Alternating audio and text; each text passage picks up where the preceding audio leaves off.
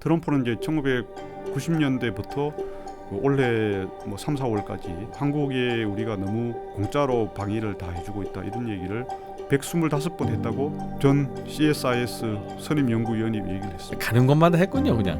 그렇죠. 과연 우리가 미국을 통해서 얻어낼 수 있는 게 뭐가 있는가? 아니면 원전 산업 분야도 마찬가지입니다. 어떤 협력을 하면은 우리가 우리의 가시적인 경제적 이익이 될 수 있는가? 거기에 대한 폭넓은 브레인스토밍을 해야 된다고. 지금 뭐 20대 또는 30대 젊은 사람들, 뭐 전문가도 좋고 전문가 아니어도 좋고 미국 한미 관계 관심 있는 사람들도 또 그쪽에 이제 패널이나 위원으로 해가지고 이 사람들은 그럼 앞으로 20년, 30년 후에 미국하고 어떻게 하면 좋겠는가 이런 의견도 폭넓게 들어가지고 미국에 우리가 줄 수 있는 것 또 준다면 어느 정도 범위인지도 대략 리스트업을 하고 정하고 터미네이터 1, 2, 3이 계속 진화하듯이 그 트럼프도 1.0, 2.0 더 진화해요. 똑같은 방식으로 일본처럼 아베처럼 모방해서 한다. 100점 100패죠.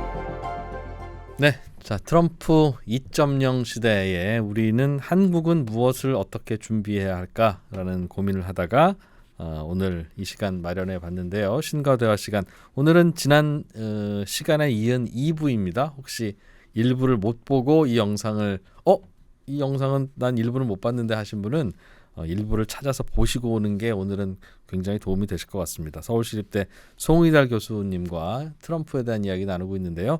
1부에서는 트럼프라는 인간에 대해서 그동안 우리가 생각지 못했던 많은 포인트들을 짚어주셨고 이런 특징을 갖는 트럼프는 한국을 어떻게 접근할 거고 우리는 그를 어떻게 대응하고 활용해야 되는지에 대한 질문을 좀 드려보려고 합니다. 송 교수님 한 시간만 좀 더 시간을 내주세요. 네, 감사합니다. 트럼프에게 한국은 어떤 나라일까요? 근데 그거부터 좀 들어가야 이런 얘기를 하러 오겠구나. 우리는 어떻게 또 리시브해야 되겠구나. 이게 될 테니까요. 트럼프가 이제 한국하고 인연을 맺은 것은 그 여의도 이쪽에 있는 트럼프 월드지 않습니까? 네. 그래서 이제 뭐 90년대 이때 좀 와서 한국에도 몇 번 오고 또 저쪽에 지금은 대우조선입니다만 그죠? 거기 지금은 그 대우 하나조선이죠. 예. 거기 와서 직접 조선 시설도 둘러보고 이랬습니다. 트럼프 월드는 그럼 트럼프의 그 브랜드를 라이센스 받은 그렇죠. 주상복합 아파트인데 그렇죠. 예. 이게 잘 되면 트럼프도 그럼 좀 돈을 받는 그런 계약이었나 그렇죠. 봐요. 예. 그래서 그리고 이제 트럼프의 장남인 도널드 트럼프 주니어도 뭐 한국을 대여섯 번 왔고 그 김치찌개도 좋아하고 또 최근에 이제 8월인가 9월에는 순복음교회에 와서 신앙 강준도 하고 그랬습니다. 한 6번 왔다더라고요. 예. 그 인터뷰 한 거 보니까 한국에 대해 상당히 프렌들리한 생각을 갖고 있습니다. 네. 그리고 2011년 11월 8일인가 그때 이제 트럼프 그때 대통령 신분으로서 우리나라 서울 여의도 국회에 와서 또 연설을 했죠. 네. 그 연설을 해서 그때는 아주 한국과 북한에 대해서 명확한 그 인식을 보여줬습니다. 이 다시 이런 지옥과 같은 나라, 그런 북한이 한국과 미국을 갖고 놀지 못하도록 하겠다. 그리고 이런 다시는 전쟁의 참화가 생기지 않도록 하겠다. 예. 확실한 그 자유와 인권 그리고 이것에 강한 지지 의사를 밝혔고요. 그런데 이제 또 저희가 기억에 나는 것은 최근에 이번에 이제 미국 대선 유세 기간 중에 한국에 대해서 뭐 방위비 분담금 100억 달러도 가능하다. 자기가 집권에 있었더라면 그리고 한국은 머니 머신이다. 뭐 돈 잘 버는 나라다. 이렇게 했는데 저는 그거에 대해서 이제 미국의 주류 언론과 한국의 매체들이 한국을 거의 약간 ATM 돈만 누르기만 하면 돈이 나오는 기계로 이렇게 트럼프가 인식한 것처럼 보도를 했는데 저는 꼭 그건 아니라고 생각합니다. 그런 생각이 뭐 한 몇십 프로는 있을지 몰라도 그것은 트럼프가 자기 예전에 트럼프 월드 왔다 갔다 하고 이럴 때에 비해 가지고 한국이 그 30년 동안에 진짜 눈부신 발전을 이루었다. 진짜 돈을 이렇게 기계처럼 잘 벌어들이는 나라다. 그런 네. 훌륭한 나라이기 때문에 그 정도 돈을 낼 수 있다. 저는 그런 식으로 너무 중립적으로 해석하는 것이 바람직하지. 트럼프는 한국에 대해서 무조건 그냥 돈만 뜯어내려고 한다. 그거는 우리 스스로에 대해서 좀 뭐랄까 피학대적. 그렇게 생각하시는 이유는 굳이 트럼프의 발언을 그렇게 해석할 그렇죠. 필요가 뭐냐? 그렇게 할수록 뜻이에요? 우리가 불리해요. 협상할 때도 협상할 때도 그렇고. 트럼프는 그냥 우리나라를 나름 약간 리스펙트한다. 그런 면도 있죠. 그렇게만 한 것은 아니겠지만 저는 약간은 비꼬는 것도 절반, 또 리스펙트하는 것도 절반이다 이거예요. 그러니까 우리가 중립적으로 해서 그래 우리 그래 한국 사람들 열심히 해서 부지런하고 예. 진짜 열심히 해서 돈 많이 벌었지 그건 사실이잖아요. 뭐 그렇게 좀 당당하게 저는 중립적으로 객관적으로 트럼프를 대하면 좋지 않을까 저는 그 생각을 합니다. 그래서 트럼프 역시 한국에 대해서도 그 수많은 200여 개 전 세계 국가 가운데 하나로서 보는데 그중에 한국이 지금 뭐 일본, 독일에 이어서 세 번째로 미군을 많이 보내고 있는 나라이지만은 또 일본, 독일 이상으로 빠른 속도로 경제 성장을 이룬 특히 2차 세계대전 당시만 해도 거의 식민지 해방 국가로서 그렇죠? 이런 나라가 없잖아요. 예. 그 점에서는 트럼프도 특이하다 생각하는 거죠. 일단 방위비 분담 문제를 제일 먼저 들고 나올까요? 뭐 그거는 기본이겠죠. 왜냐하면은 트럼프는 이제 1990년대부터 그 올해 뭐 3, 4월까지 그 한국에 우리가 너무 공짜로 방위를 다 해주고 있다 이런 얘기를 125번 했다고 예. 수미테리 전 CSIS 야. 선임 연구위원이 얘기를 했습니다. 가는 것마다 했군요, 그냥. 그렇죠. 그러니까 이제 그거는 트럼프가 아무리 불가 예측한 사람이다. 뭐 이런 얘기를 하더라도 이 문제에 관해서만큼은 자기 머릿속에 항상 있다. 명확하고 일관된 생각을 갖고 있다는 거죠. 우리는 어떻게 해야 될까요, 그럼? 우리나라는 어떻게 해야 되겠습니까? 트럼프하고 이제 뭐 협상을 잘해서 그렇죠. 네. 뭐 제일 좋은 건 달라는 거 주면 되는데 그러면 이제 지는 협상이니까. 그렇죠. 우리도 그럼 뭘 반대급부로 얻어내든가 아니면 다른 걸 주고 그걸 뭐 그렇죠. 피하든가 이런 협상과 네. 이런 걸 해야 되는데 그렇죠. 뭐를 활용하면 그게 통할까요? 뭐 어떻게 해야 돼요, 트럼프는? 그 먼저 이 트럼프의 협상 전략이 그렇습니다. 협상 전략이 보면은 뭐 예를 들어서 A 나라하고 협상을 하는데 A 나라가 지금 10을 지금 주고 있는데 트럼프의 목표가 30이나 뭐 35 잘하면 40을 받으려고 해요. 예. 그럼 트럼프가 30 주세요 절대 얘기 안 하죠. 50 야 이번엔 사정이 너들이 뭐 많이 좋아졌으니까 그리고 우리가 좀 안 좋으니까 지금까지 10 냈는데 50 좀 내라 이렇게 얘기하는 거예요. 예. 그럼 당연히 갑자기 5배? 5배 어떻게 못 내잖아요. 그건 너무 많습니다. 너무 많아서 그럼 우리가 20만 할게요. 그러면은 야 20 자기 기대에 너무 낮으니까 그래 그건 너무 적은데 이왕 하는 김에 50 하자. 50에 100 하자.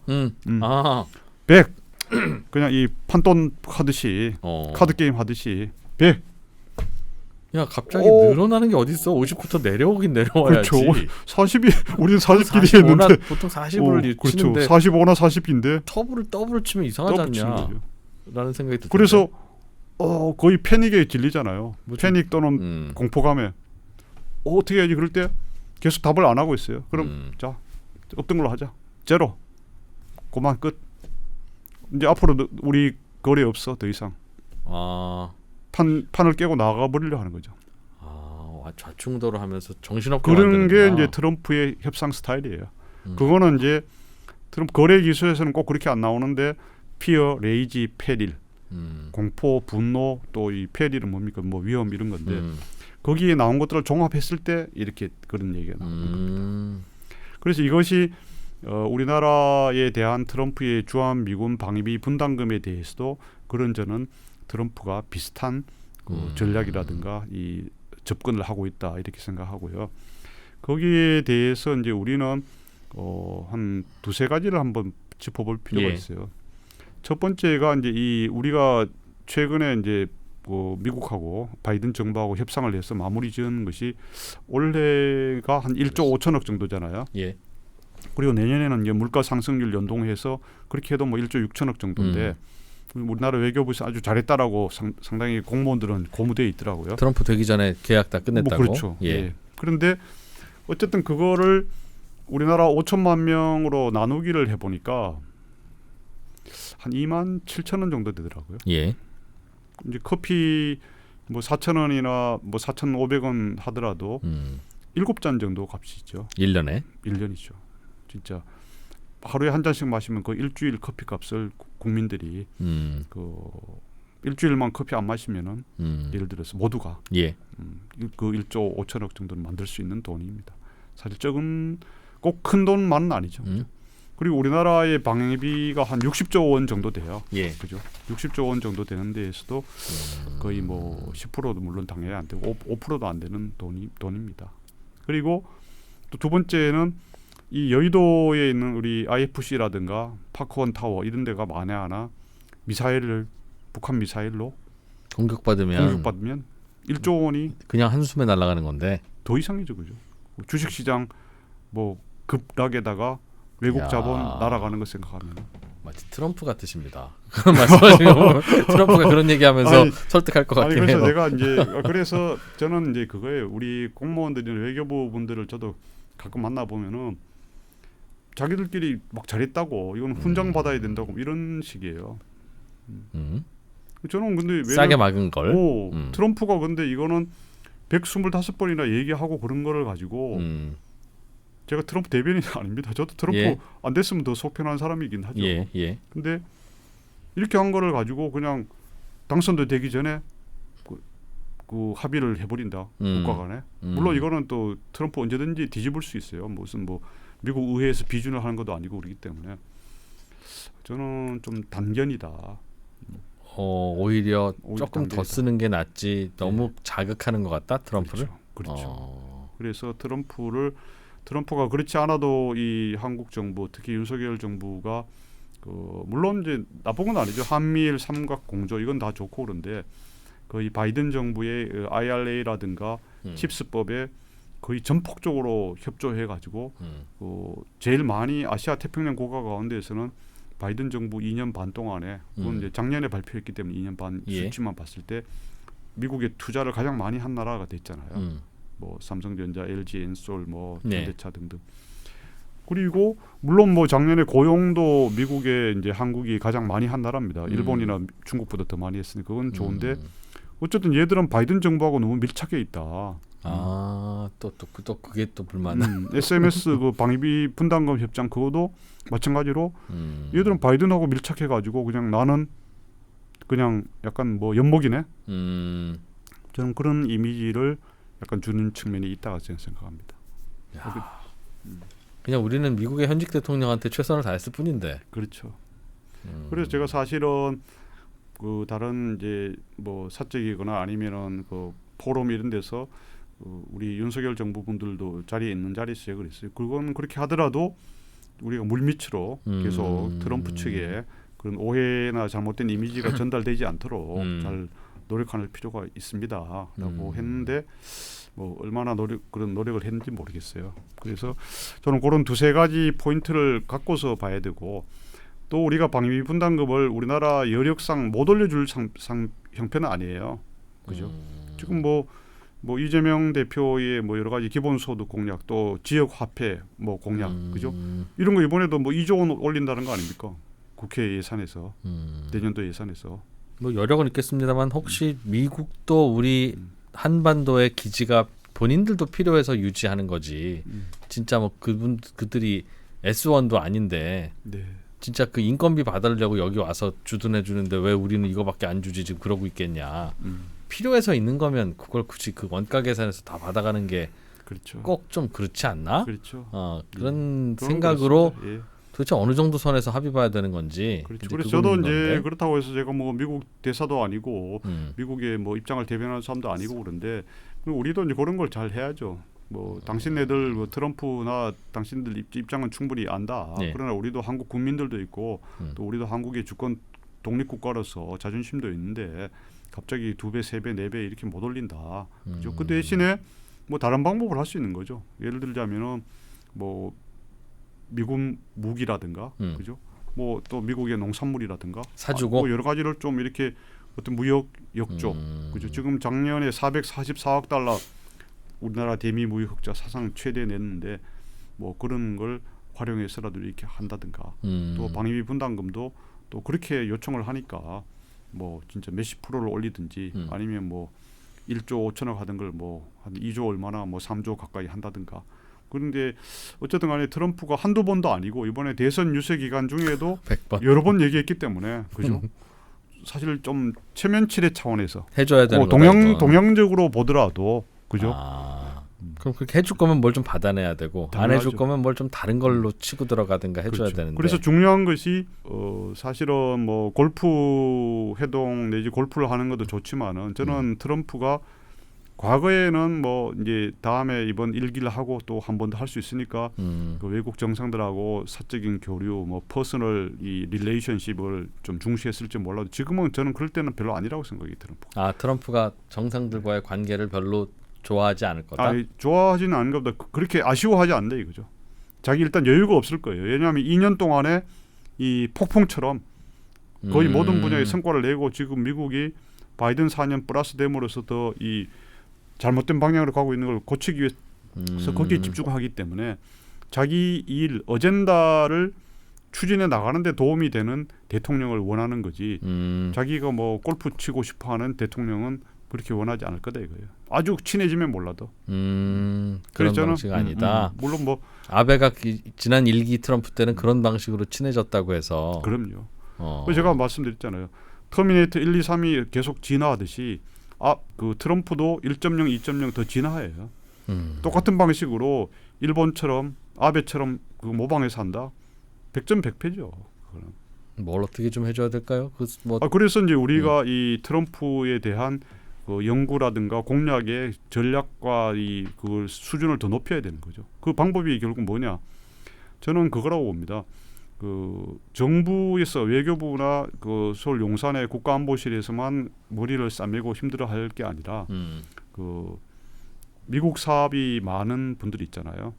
그 기업들 그런 분들이 제일 잘 압니다. 뭐 꼭 삼성전자, SK 하이닉스가 아니더라도 뭐 현대차도 있을 수 있고 다른 되게 많잖아요, 그죠? 그래서 과연 우리가 미국을 통해서 얻어낼 수 있는 게 뭐가 있는가?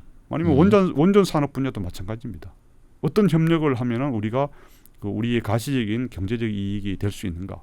거기에 대한 폭넓은 브레인스토밍을 해야 된다고 봐요.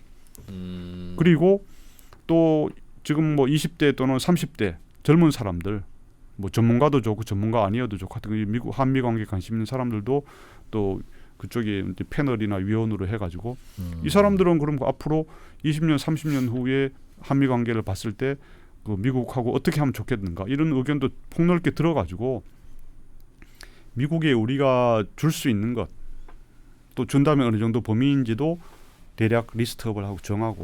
송 교수님한테 의견 좀 주십시오, 조언 좀 주십시오라고 우리 정부가 하면 어떤 조언 주실 거예요? 그럼 그런 두뇌 중에 한 분이 송 교수님 아닙니까? 그렇죠. 그거야 뭐 제안을 하면 저도 좀 더 심각하게 얘기를 해야죠. 심각하게 얘기하러 고민을 해서 저도 당연히 그거 하겠습니다. 전화만 하면 요거 알려줘야지 해서 딱 적어놓으신 건 아직은 없나 봐요. 그건 영업 비밀이죠. 여기서 다 털어버리면 여기서 털고 가면 청와대에서도 또 용산에서도 그렇죠. 그죠. 3프로 TV에서 저희들도 다 봤어요 하니까. 그렇죠. 다 봤는데 뭐 하나만 얘기해줘요. 그래도 예를 들면 이걸 예를 들자면 그런 거예요. 그래서 뭐 그냥 뭐 원자력 분야에서도 뭐도 하자 뭐 이런 저런 걸 미국이 하는데. 필요한 게 있을 테니 미국이 필요한 게 뭔지를 역지사지해서 좀 스터디를 해보자. 그렇죠. 그래서 트럼프 대통령과 당선인과 윤석열 대통령이 전화해서 우리가 말하지도 않았는데 아쉬우니까 트럼프 대통령 당선인이 조선업 협력하자고 얘기를 하지 않습니까? 그죠?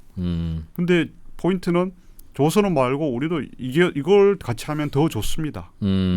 라고 할 수 있는 것을 몇 개 보여줘야 된다. 그래, 첫 번째 통화에서 그 조선업 얘기하는 거 듣고 진짜 트럼프 대통령은 정말 하고 싶은 거 많고 할 말 많구나. 속도감이 있는 거죠. 그러네요. 뭐 우리나라 같으면은 그냥 뭐 덕담만 나누고 그래 뭐 다음에 만나서 좋은 얘기 합시다 이렇게 하는 그게 아니잖아요. 이 비즈니스맨이고 제가 말한 2년 2개월 동안 이제 당선 취임할 때까지 지금 한 59일 남았으니까 그때까지 그 2년 59일에 모든 걸 승부를 다 내겠다는 거예요.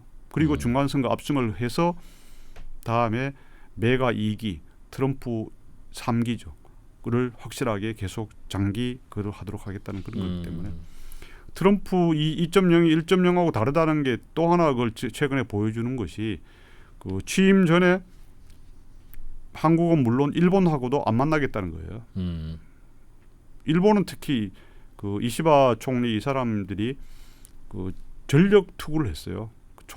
이번에 취임 전에 만나야겠다. 그 아베의 사례를 본받아 가지고 예. 그러나 만나지 않는다. 그거는 뭐냐면은 일기 때와 똑같은 그런 식의 접근. 하지 마라. 우로는 안 통한다. 그게 아니고 미국의 뭐 갖고 와라는 얘기군요. 그렇죠. 미국을 먼저 트럼프의 선물이라든가 자기 마음을 움직일 수 있는 거를 잘 준비를 해라. 그동안에 59일 동안에. 저는 그 신호라고 봅니다. 그것은 우리나라에게도 마찬가지라고 봐요. 우리나라도 그래서 뭐 선물 보따리만 싸려고 준비하는 것이 아니고 절대 그 우리는 그 무엇을 어떻게 얻어낼 것인가. 어떻게 그것도 중요하죠. 근데 그걸 보여주는 하나의 예가 그 아베는 그럼 또 일단 성공한 사례를 봤을 때 어떻게 했냐면은 그 트럼프하고 만나 회의를 할 때 이 대형 미국 지도를 갖고 와서 펴 보이면서 거기에다가 보이기만 한 게 아니죠. 아예 색깔별로 주별로 이걸 해놓고 여기에 도요타 공장, 여기에 파나소닉, 여기엔 또 뭐 회사 이름하고 고용 창출 인원, 뭐 미네소타주, 테네시주, 조지아주, 알라바마주, 뭐 뉴욕주 이걸 해가면서 여기 5,000명, 여기 250명, 저기 1,000명. 그다음에 새로 창출하면 뉴 해가지고 그 미국 장난감 가게에 가면 뭐 이 스티커 이런 거 있잖아요.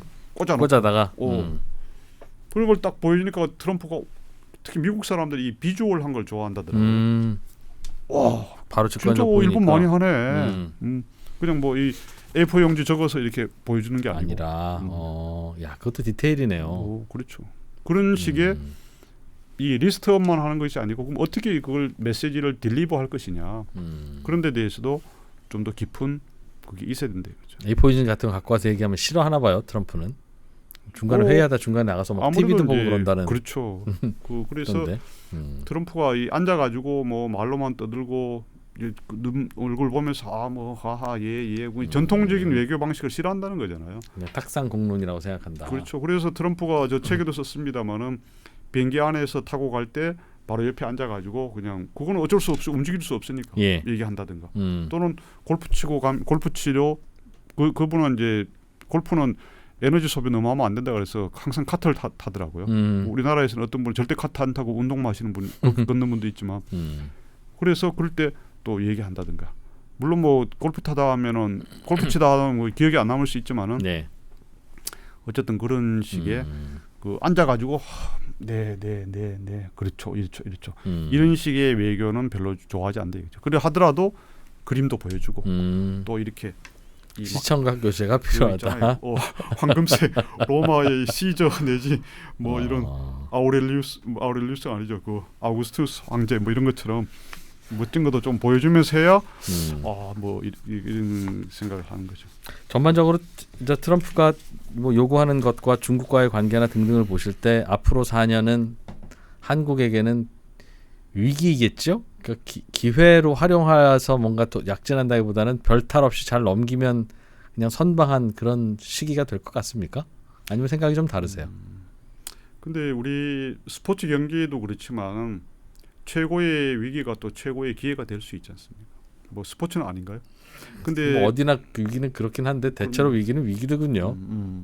그렇죠. 그런데 저는 사실은 이제 우리가 우리나라의 이 정체성, 우리나라의 앞으로 나갈 길, 또 세계사에서 세계 역사에서 세계 무대에서 한국이 기여할 바, 이 트럼프가 사실 우리에게 어떤 위협 내지 큰 변화를 충격을 갖다 주잖아요, 그죠?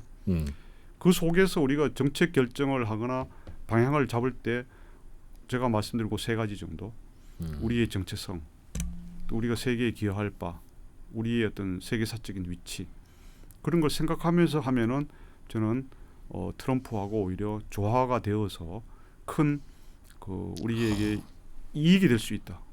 단기적으로는 방위비 분담금도 많이 내야 되고 무역 흑자가 줄어들어서 경제가 힘들어질 수도 있지만은 1년, 2년만 잘 버틴다면은 잘 버티고 잘 이렇게 스무스하게 미국이 이렇게 달라져 있구나. 미국이 원하는 게 이런 거고 미국은 이런 걸 아쉬워하는구나. 그거에 대한 급소 그것만 알고 그거를 그래 우리가 그동안 달라진 미국을 우리가 오해를 했구나. 미국의 요구 조건이 달라진다는 거죠. 미국이 원하는 게 달라지고. 미국은 원하는 게 달라졌죠. 그리고 그런 걸 알게 되면은 그 이후에 2년 이후에 순풍의 돛단 관계가 돛단 사이가 될 수 있다. 오히려. 그리고 트럼프 4년만 어떻게 버텨야지 이런 생각은 저는 매우 위험하다고 생각해요. 지금 미국의 정치 지형이라든가 또 미국 사회의 흐름을 봤을 때 제2, 제3의 트럼프 계속 당연하죠. 나온다는 거죠? 예. 지금 뭐 40살에 JD 벤스를 부통령으로 하고 더 40살, 한 1세, 2세, 3세 이런 사람들을 다 뭐 법무부 장관, 국방장관, 뭐 유엔 대사, 뭐 DNI 국가정보국장 다 40 초반이잖아요. 그게 무엇을 의미합니까? 트럼프 다음에 트럼피즘에 지금 트럼프 2기라 하면 3기, 4기, 5기 계속 생각하는 거예요. 그리고 지금 민주당에는 마땅한 후보도 잘 없거니와 민주당이 그런 어떤 극단적인 진보 노선 그거를 수정하지 않으면은 사실 4년 후에도 그 국민들의 지지를 얻기가 쉽지 않은 구조이거든요. 그래서 저는 그래서 제가 책을 쓴 이유도 그렇고 뭐 책 설명하는 그 자리는 아니지만은 우리가 미국이 과거에 우리 흔히 머릿속에 남아 있는 1990년대 후반에 최강대국 미국이 아니기 때문에 지금 미국을 제가 트럼프 2기의 미국을 한마디로 설명하자면 이거라고 봅니다. 과거에는 세계 정치와 군사에서 경찰관 역할을 했고 또 경제와 무역에서는 산타클로스 같은 역할을 했어요. 특히 한국에 대해서는 더더욱 네. 6.25 때 3년 동안 피 흘리고 또 월남 전쟁에서 동참을 한 그 혈맹이란 그까지 가세해가지고 한국에 대해서 너무나 따뜻하게 사실은 이 국가관계라는 것이 아주 차가운 뭐 개인과 개인 또는 사업과 사업과의 관계보다 더 냉혈할 수 있는데 한국은 그에 대한 아주 예외적인 사례로서 지난 수십 년간 그럼요. 지난 70년 동안 사실은 또 물론 한국이 열심히 했죠. 열심히 국민들이 부지런하고 우수해서 진짜 1인당 소득 $100도 안 되는 나라가 1960년만 해도 거의 60년 만에 뭐 3만 달러 이상이 됐으니까 그런 나라가 세계사에 한국밖에 없으니까 미국도 이거는 세계 자유민주주의와 미국의 민주주의의 승리다라고 이제 했기 때문에 이렇게 됐는데 우리의 의도와 상관없이 미국의 어떤 국내 내부적인 역학관계라든가 미국의 어떤 그 국력이 상대적으로 중국이나 이런 데 대해서 많이 추격당하고 힘들어진 상황이 되다 보니까 미국이 이제 그거를 경찰관 산타클로스 역할은 이제 그만하겠다. 일단 쉬겠다. 몇 년 안 하고. 예를 들어 2차 세계대전 이후에 미국이 전 세계 GDP가 차지하는 비중이 한 40% 가까이 됐잖아요. 지금은 물론 환율 이런 것 따라 좀 달라지는데 뭐 28% 또는 25%뭐 쩔었을 때는 20%대 초반까지 내려갔다가 한 요즘 25, 28% 되더라고요. 근데 이걸 다시 최소한 미국이 35% 이상으로는 올리려고 하는 게 그런 것 같아요. 자기들이 명식으로 말을 안 하지만. 그래서 미국이 다시 이제 강대국다운 위치를 차지하고 특히 중국의 그 도전과 위협에서 이제 어느 정도 해방이 됐다. 안심이 된다. 이렇게 됐을 때는 다시 한국에 대해서도 그렇고 세계에 대해서도 그렇고 그런 이 글로벌리즘이라든가 그 국제주의 그에서 산타클로스나 경찰관 역할도 다시 할 수 있다. 저는 그렇게 예상을 해요. 조금 미국을 정비하고 난 다음에는 영원히 지금 이렇게 해서 끝나고 뭐 외국하고 다 문 닫거나 뭐 이 미국의 성체만 높이 쌓는 게 아니고 미국 자체가 일단 많이 내부적으로도 약화되고 있고 그런 미국 안에의 그런 이 뭐랄까 political correctness 또는 이 좌경화의 그 거센 움직임이 순수하게 사회가 진보하고 확장하는 것이 아니로 미국이 약해지고 있기 때문에 그런 데 대한 반성 그렇잖아요. 뭐 범죄가 들끓고 마약이 들끓고 불법 이민자가 와서 그 사실 미국 사회 전체가 저급화되고 있는데 뭐 그런 거를 또 세계적으로도 하여튼 이라크 전쟁, 아프가니스탄 전쟁 또 이런 우크라이나 전쟁 계속 수천억 달러 돈만 쓰면서 미국은 외국에서도 존중도 받지 못하고 이번에 얼마 전에 끝난 페루 리마에서 에이펙 정상회담 끝난 폐막 사진인가 뭐 개막 사진을 보니까 물론 ABC 순서로 하긴 했지만은 바이든 대통령이 USA라고 그래서 오른쪽 뒤편 구석에 있어요. 뒤에서 저 맨 뒤는 아니고 옆에 하나. 근데 반대로 그 시진핑은 앞줄 가운데 있는 거예요. 윤석열 대통령 오른쪽 약간 이쪽에 앞줄 이쪽에 있었는데 그걸 보고 어떤 정치평론가 이런 분은 국제문제평론가는 이것이 바로 또 미국 안에서 그 폭스뉴스 이런 데 지적을 하더라고요. 미국의 추락한 세계에서 존중받지 못하고 진짜 이 디그레이드된 미국의 위상을 보여준다. 트럼프 같았으면은 그런 사진 안 찍고 차라리 나갔을 거다. 박차고 나갔을 거다. 바이든은 물론 물러나는 임기 이제 2달도 안 남은 대통령이라 하더라도 그걸 참고서 그냥 뒤에 서서 어디 그 옆에 태국, 말레이시아 이런 뭐 총리나 이런 사람이 있었다는 거예요. 그게 미국의 위상인 거죠. 트럼프나 미국의 트럼프를 뽑은 사람들은 미국이 그런 식의 진짜 원 오브 형편없는 나라 이런 나라는 이견을 거부하는 거죠. 그래서 우리나라 입장에서는 트럼프에 대해서 무조건 이렇게 뭐 아부를 한다든가 뭐 트럼프 형님 무조건 말 맞습니다. 이게 중요한 게 아니에요, 사실은. 우리가 이제 뭐 트럼프 대통령 이제 대통령이 돼가지고 한국 지도자를 만났을 때 이 사람이 한국에 대해서 대한민국에 대한 자부심, 애국심이 얼마나 있는가. 또 대한민국이 자기 나라 백성들만, 자기 나라 국민들만 배불리 먹고 떵떵거리면서 살고 또 북한의 그 남침 위협만 걱정하는 게 아니고 동북아시아의 평화 아니면 세계 질서와 이 자유민주 진영을 어떻게 같이 하는데 힘을 합칠 것인가. 이런 데 대한 생각이 과연 있느냐 없느냐 그게 난 더 중요하다고 봐요. 예를 들어서 뉴욕이나 뭐 LA는 제가 최근에 거의 안 가봤습니다만 워싱턴 DC나 이런 데 갔을 때 지하철하고 우리나라 서울의 3호선, 9호선, 5호선 지하철하고 어디가 낫습니까? 우리 지하철 깨끗하죠. 훨씬 낫잖아요. 그죠? 특히 뉴욕 지하철하고 비교하면 뭐 엄청난 차이가 나는데 미국 입장에서는 단적으로 그런 거예요. 아니 미국이 이렇게 말이야 잘 살고 지하철도 깨끗하고 고속도로도 많고 진짜 뭐 어디 면 단위까지 다 아스팔트 길 포장되어 있는 한국을 위해 가지고 방위비 분담금 그게 뭐 몇천억 1조 원에 모자라서가 아니라 이건 이상하지 않냐 이거죠. 자기들은 이렇게 막 다리도 교량도 그렇고 지하철도 그렇고 막 이렇게 허접스럽게 사는 나라가 자기 돈 퍼주면서 준다. 제가 미국 대변하는 건 아닙니다. 미국의 그런 생각할 만하다. 역지사지를 해본다면은 그렇기 때문에 그래 우리가 한국이 진짜 미국으로부터 특별히 싫은 소리 안 듣고 시진핑의 중국은 얼마나 한국을 학대했습니까? 솔직히 사드 때만 해도 지금까지 10년 동안 한 번도 오지도 않잖아요. 시진핑 중국 주석이. 그런 데 비해서 미국은 참 우리 한국을 따뜻하게 잘해줬는데 우리가 그동안 너무 잘 지내왔다. 그래서 거기에 대해서 사실은 감사하는 마음이 있어야죠. 뭐 미국도 물론 한국에 대해서 이거 세계적인 모범 국가다라고 칭찬하고 감사합니다. 그러니까 이제 그동안 이렇게 해준 거지만은 그래서 그런 인식도 조금은 가지면 더 해법이 나오지 않을까 하는 생각입니다. 중국 문제는 많은 분들이 예상하는 대로 좀 더 하쉬하게 중국을 대할 거다. 물론이죠. 근데 하쉬하더라도 트럼프 일기 때도 보면은 이제 반드시 그렇다고 해서 아예 뭐 그 문을 닫아서 그런 건 아니었잖아요, 그죠? 오히려 거래는 더 꽤 있었죠. 예, 관세를 많이 올려서 무역 전쟁 비슷하게 관세 폭탄을 하긴 했습니다만 그래도 트럼프하고 시진핑 계속 꾸준히 만났었고 또 물론 또 그거를 거의 계승해 가지고 바이든은 이제 조금 더 촘촘하게 그죠? 그 압박을 한 건데 바이든은 기술이 넘어가는 걸 막으려고 했던 것 같고 트럼프는 하여튼 뭐가 오가는 거는 난 잘 모르겠는데 하여튼 우리 쪽으로 많이 오기만 하면 좋아. 그렇죠. 인 것 같아서 중국은 차라리 트럼프가 편하다고 생각하는 것 같아요. 뭐 맞는 해석일까요? 그렇죠.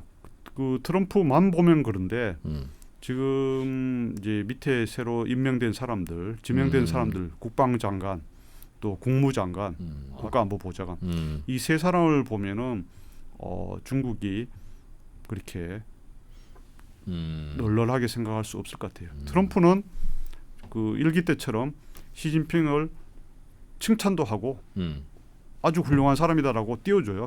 트럼프 시진핑에 대해서. 그러다가 또 어느 나라는 독재자다라고 할 겁니다. 일기 때 그렇게 했거든요. 그리고 트럼프가 그 중국이 그렇게 싫어하는 대만 총통 차이잉원에 대해서 당선자 신분일 때 제일 먼저 전화했잖아요. 시진핑하고 통화하기 전에 차이잉원하고 전화했어요. 시진핑 보라는 얘기죠. 그렇죠. 사실은. 보라는 거예요. 진짜 그런 거 보면 대단한 전략가 아닙니까? 오바마나 바이든, 클린턴, 조지 W 부시 한 번도 그렇게 못했어요. 중국이 항의할까 봐 두려워서. 일단 관계는 일단 스크래치 내고 시작하는 게 이분 방식이군요. 그렇죠. 대단한 거예요. 그러니까 이 참 별종이기도 하고 난 사람이죠. 거의 영화나 소설에 나올 만한 사람이 현실로 태어났어요. 그래서 물론 그럼에도 불구하고 트럼프에게도 약점은 있어요. 허점도 있어요. 그래서 스티브 배논이라고 지금 뭐 감옥살이도 하고 풀려나서 지금 뭐 인터넷 방송도 하는 트럼프 열렬한 지지자고 트럼프 일기 때 백악관 수석 고문으로서 진짜 제일 수석 고문이었죠. 이 사람은 이제 어떤 얘기를 하느냐 하면 트럼프에 대해서 he wasn't a tough guy. he was 과거형을 썼더라고요. a big warm-hearted monkey. 그건 터프 가이가 아니다. 따뜻한 가슴을 가진 큰 원숭이다. 그 의외로 보면 사랑의 굶주리고 인정받고 싶어하는. 그래, 인정해주고 칭찬해주면 그렇게 그렇죠. 좋아하고 그렇죠. 다 퍼준다면서요? 그렇죠. 근데 이제 너무 그것만 믿으면 안 되죠. 그 사람도 워튼도 나오고 책도 19권 쓰고 생각이 있고 산전수전 공중전 다 겪은 사람인데 아부만 한다고 절대 안 넘어간다 그랬지 않습니까? 트럼프의 영리함을 인정하고 그것을 진짜 잘 활용을 해야 되는데, 그죠? 맞춰주면서 활용을 해야지. 올라타서 이렇게 하려 하다가 잘못하면은 그냥. 알겠습니다. 그동안 트럼프를 바라본 시각을 조금 우리는 바꿀 필요가 있고 트럼프 대통령의 재당선에 대해서 우리가 밖에서 보기에는 진짜 미국도 참 팔자가 기구하구나라고 생각할 수도 있는데 그거 아니라 되게 좋은 대통령 만난 거일 수도 있다. 그렇죠. 예. 우리 대표님이 또 그렇게 생각하시니까 저도 뭐 그렇게 바라봐야 한다. 그럼요. 우리는. 저는 그래서 최근에 쓴 칼럼도 다른 매체 하나 썼는데 우리나라에도 이런 트럼프 대통령 같이 애국심 그리고 자기 나라의 국익을 증진시키기 위해서 딴 나라와 싸우고 국내에서 그걸 저항하는 사람들하고 설득하고 그러게요. 파이트를 하는 그런 진짜 애국자 정치인이 좀 많았으면 좋겠습니다. 이게 상대편이니까 짜증도 나고 그러지 이게 우리 편이면 얼마나 든든하겠어요. 부럽죠. 저는 진짜 우리 트럼프의 그 용기, 패기, 굴복하지 않는 그 뭐랄까 그 무한한 에너지랄까 하여튼 그 애국심이 없으면 불가능한 거잖아요. 제가 말씀드렸지만 돈이 아쉬워서요, 아니면 명예가 아쉬워서 그러겠어요. 오히려 자기 마음껏 생활하려면 공직 아무것도 안 하고 있는 게 훨씬 낫잖아요. 미국에 대한 헌신이라든가 미국 국민에 대한 애정이 없으면 불가능한 일이죠. 네, 그런 내용들을 담은 신의 개입이라는 책을 쓰셨는데 시간 되시면 한번 좀 또 읽어보시고 다음번에 또 트럼프가 우리를 또 마음 아프고 힘들고 할 때 어떻게 대응하면 좋은지 또 조언을 듣겠습니다. 송희달 교수님 잘 들었습니다. 고맙습니다. 네, 감사합니다. 수고하셨습니다. 무려 6,000명이 넘는 어른들이 모여 세상의 변화를 읽으며 기회를 모색했던 그곳 위즈덤 칼리지가 교보문고와 함께 돌아왔습니다. 70여 시간의 커리큘럼, 대한민국 최고의 전문가 16명이 함께합니다.